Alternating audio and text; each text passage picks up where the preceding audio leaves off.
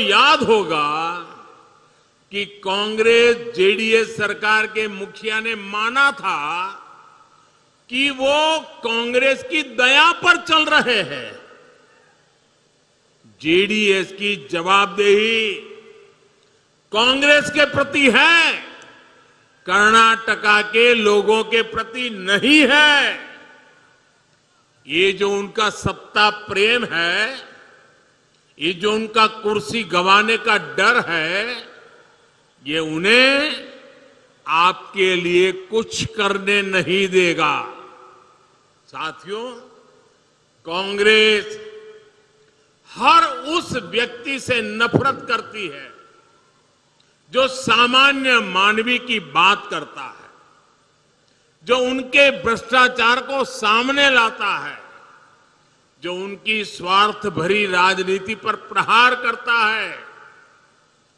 कांग्रेस की नफरत उससे परमानेंट हो जाती है। अभी इस चुनाव में भी कांग्रेस ने फिर से मुझे गालियां देने का काम शुरू कर दिया है। मैंने देखा किसी ने उन गालियों की लिस्ट बनाई है और वो गालियों की लिस्ट मुझे दी है। अब तक मुझे ये कांग्रेस के लोगों ने 91 टाइम अलग अलग गालियां दी है। अरे कांग्रेस ने ये गालियों की डिक्शनरी में टाइम खराब करने के बजाय अगर इतनी मेहनत उन्होंने गुड गवर्नेंस के लिए की होती, कांग्रेस कार्यकर्ताओं का उत्साह बढ़ाने के लिए किया होता, तो आज कांग्रेस की ऐसी दुर्दशा न होती, ऐसी दयनीय स्थिति नहीं आती। लेकिन साथियों, जो भी गरीब के लिए काम करता है, जो देश के लिए काम करता है, उसे अपमानित करना ये कांग्रेस का इतिहास है। मैं अकेला नहीं हूं जिस पर इस तरह के हमले किए गए।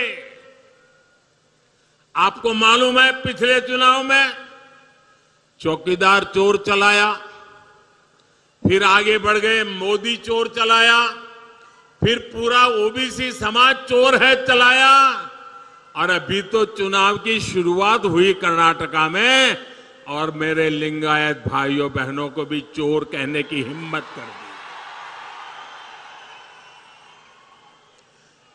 कांग्रेस के लोग कान खोल करके सुन ले,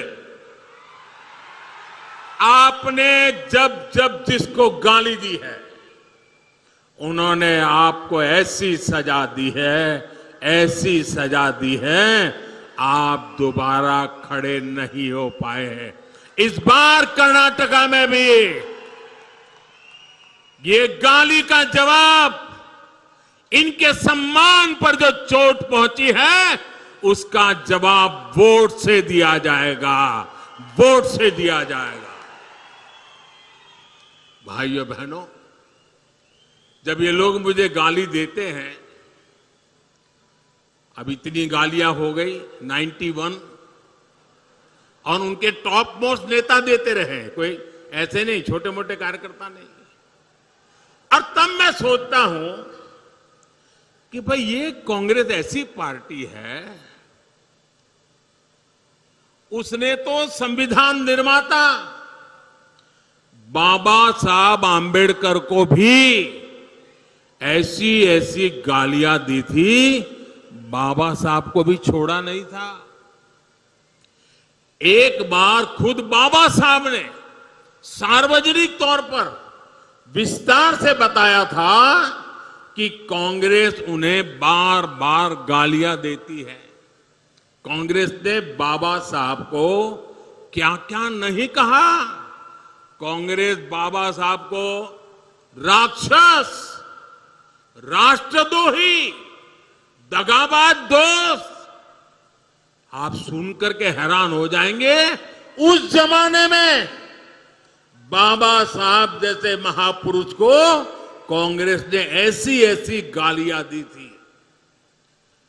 कितने ही अपमानजनक शब्दों से वो आए दिन बाबा साहब को अपमानित करते थे। आज भी हम लोग देखते हैं कि कांग्रेस कैसे वीर सावरकर जी को गालियां देती रहती है। कांग्रेस ने देश के जिन महान सपूतों को गालियां दी है, बड़े से बड़े महापुरुष उनकी गालियों के शिकार हुए हैं। और जब ये सब मैं देखता हूं तो मुझे लगता है चलिए कांग्रेस भी मुझे इतना उन लोगों की तरह सम्मान देती है जो उन्होंने बाबा साहब आंबेडकर को दिया, जो उन्होंने वीर सावरकर को दिया, वैसी ही गालियां मोदी को दे रहे हैं। अब बाबा साहब वीर सावरकर की तरह अगर वो मोदी को गाली देते हैं तो मैं तो इसे उपहार मानता हूं। और कांग्रेस गाली देने में समय बर्बाद करती रहेगी, मैं जनता जनार्दन की सेवा में अपने आप को खपाता रहूंगा। दिन रात काम करूंगा, ज्यादा काम करूंगा। आपके आशीर्वाद से सारी गालियां मिट्टी में मिल जाएगी दोस्तों, सारी गालियां मिट्टी में मिल जाएगी। और कांग्रेस वाले लिख करके रखें, आप जितना ज्यादा कीचड़ उछालोगे कमल उतना ही ज्यादा खिलने वाला है। भाइयों बहनों, आपके आशीर्वाद से मुझे कर्नाटका की सेवा करने से रुकना नहीं है, और ज्यादा सेवा करनी है। पूरी दिल्ली को आपकी सेवा के लिए मुझे लगाना है।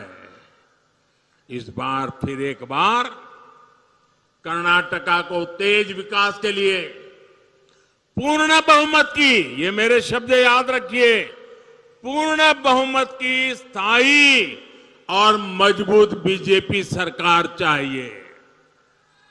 और इसलिए एक ही बात मैं बार बार कहता हूं, ई बारिया निर्धारा, ई बारिया निर्धारा, बहुमत बीजेपी सरकारा।